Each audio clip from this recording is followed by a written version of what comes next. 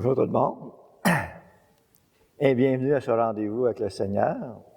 Aujourd'hui, ça va être l'Évangile de Jésus-Christ selon Saint Luc, chapitre 24, versets 35 à 48.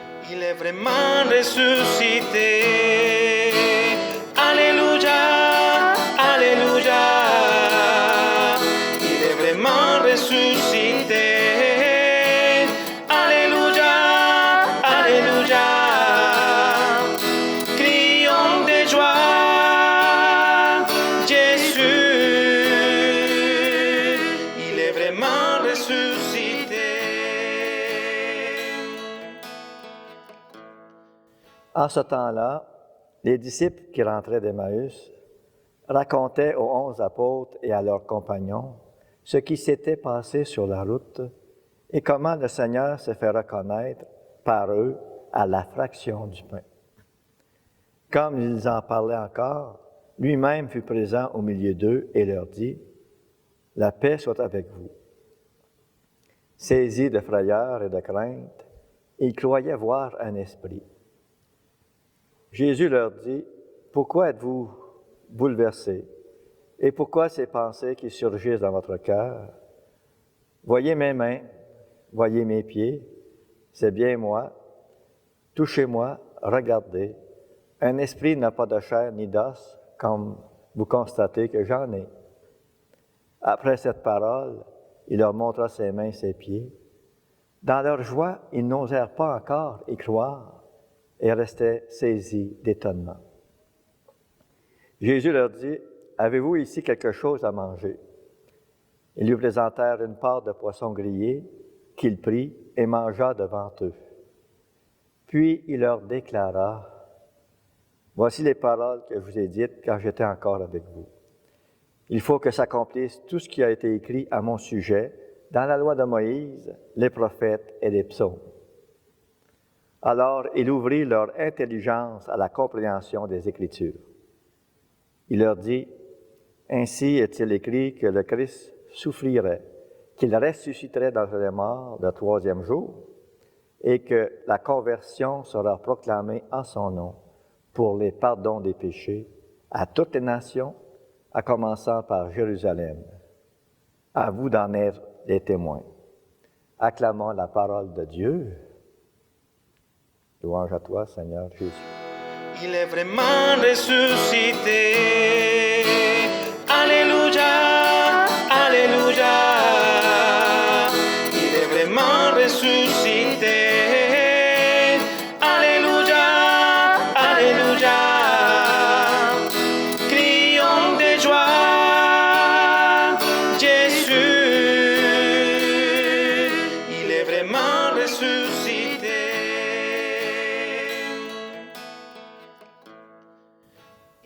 Deux amis marchent tristement sur une route déserte.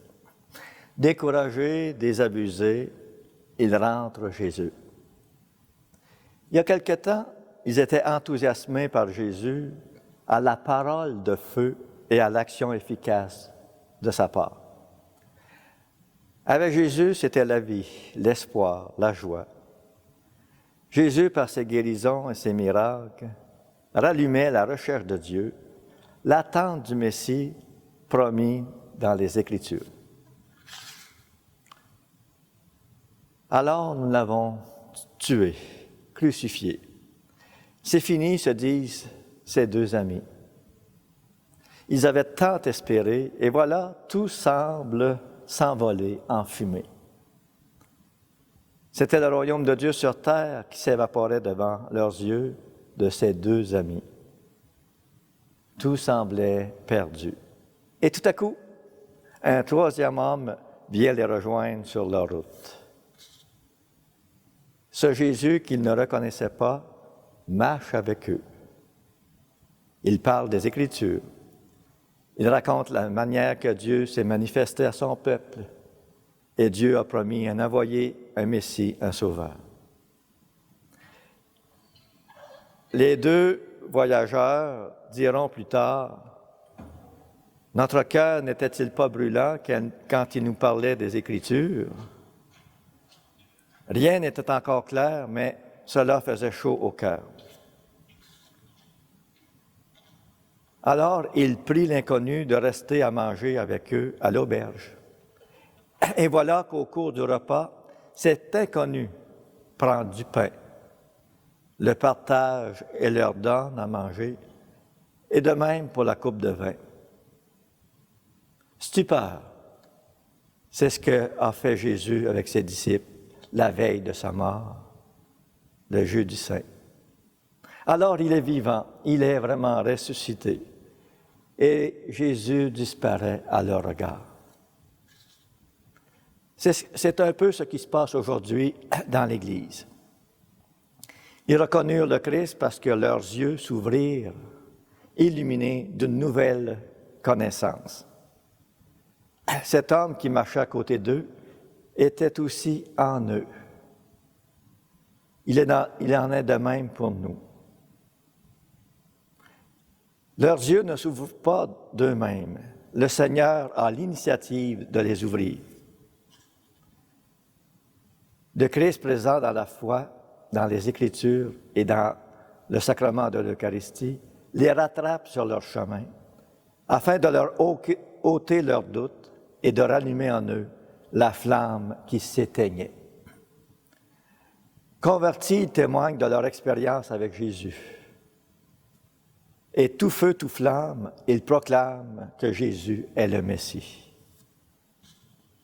Ils regardent l'avenir avec un autre regard, celui même de Jésus. Cette bonne nouvelle, il faut l'annoncer. Il faut clamer que Jésus est vivant. Sans doute ont-ils médité longtemps ce qui s'est passé sur la route, en même temps que ces deux amis le racontaient. C'est un passage avec Jésus du côté de la vie de Dieu lorsqu'on sait que Jésus marche avec nous. Amen. Et que Dieu Tout-Puissant vous bénisse, le Père, le Fils et le Saint-Esprit. Et allez maintenant dans la paix, dans la joie du Christ.